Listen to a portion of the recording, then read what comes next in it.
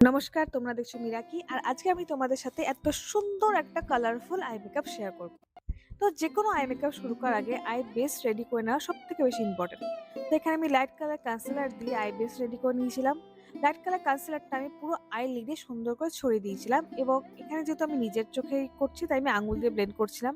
তোমরা কিন্তু লোকের চোখে করলে অবশ্যই এবং নিজের চোখেও বিউটি ব্লেন্ডার দিয়ে সুন্দর করে ব্লেন্ড করবে। এরপর আমি একটা ফ্লাফি ব্লেন্ডিং ব্রাশে লাইট পিঙ্ক কালারটা নিয়ে সুন্দর করে ব্লেন্ড করে নিয়েছিলাম। তারপর একটা মিডিয়াম সাইজের ব্লেন্ডিং ব্রাশে ডার্ক পিঙ্ক নিয়ে ক্রিজ লাইন বরাবর ব্লেন্ড করে নিয়েছিলাম। এইখানে কিন্তু আমি কাট ক্রিজের শেপে ব্লেন্ড করছিলাম পিঙ্ক কালারটা, এবং এটা কিন্তু আমি ভালোই ডার্ক চাইছিলাম। তো আমি সুন্দর করে এটা ব্লেন্ড করে নিয়েছিলাম কাট ক্রিজ শেপ করে, রাউন্ড রাউন্ড করে। তোমরা এভাবে ব্লেন্ড করে নেবে।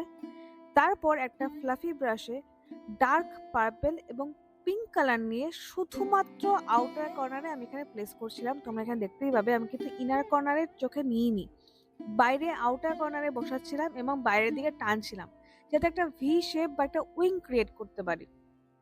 এখানে তোমরা তোমাদের ইচ্ছে মতো লাইট বা ডার্ক নিতে পারো। আমি এখানে বাইরের যে আউটার কর্নারের যে কালারটা সেটা আমি ডার্ক চাইছিলাম, তাই আমি বারবার দেখছিলাম যে লাগানো ঠিক হচ্ছে না কিনা। তো বারবার লাগিয়ে আমি চেক করে যদি আমার ডার্ক মনে হয় আমি আবার কালার নিয়ে আবার এখানে বসে কালার প্লেসমেন্ট করছিলাম, যাতে আমি ওটা ডার্ক করতে পারি যতটা আমার ইচ্ছে। এবং সেখানে কিন্তু আমি সেম ভাবে বাইরের দিকে টানছিলাম উইং ক্রিয়েট করার জন্য, যাতে চোখটা আরটু বড় লাগে। তো আমি যখন স্যাটিসফাই হলাম ডার্কনেস নিয়ে, কতটা আমি ডার্ক চাই, এখানে আমি ইনার কর্নারে একটা সিলভার কালার শিমার ইউজ করেছিলাম। শুধুমাত্র ইনার কর্নারে আমি লাগিয়ে নিয়েছিলাম, এবং সেটাকে ব্লেন্ড করার জন্য ফ্লাফি ব্রাশের লাইট পিঙ্ক নিয়ে পুরোটা ব্লেন্ড করে নিয়েছিলাম, যাতে কোনো হার্শ লাইন না থাকে।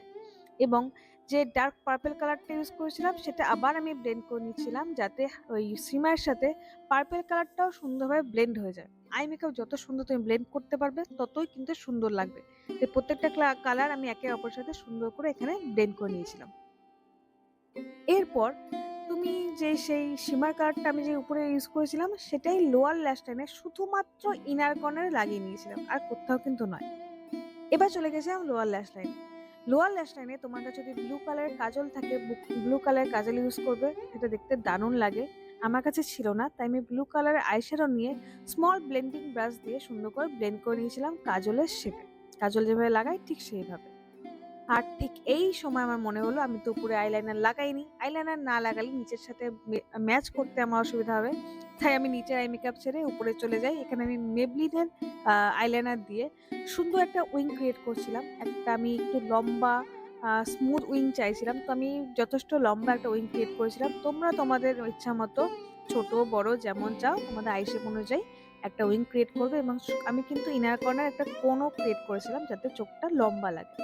তারপর আমি আবার লোয়ার ল্যাশ লাইনে চলে গেছিলাম, যেখানে আমি ব্লু কালার কাজলটা সুন্দর করে ব্লেন্ড করে নিচ্ছিলাম।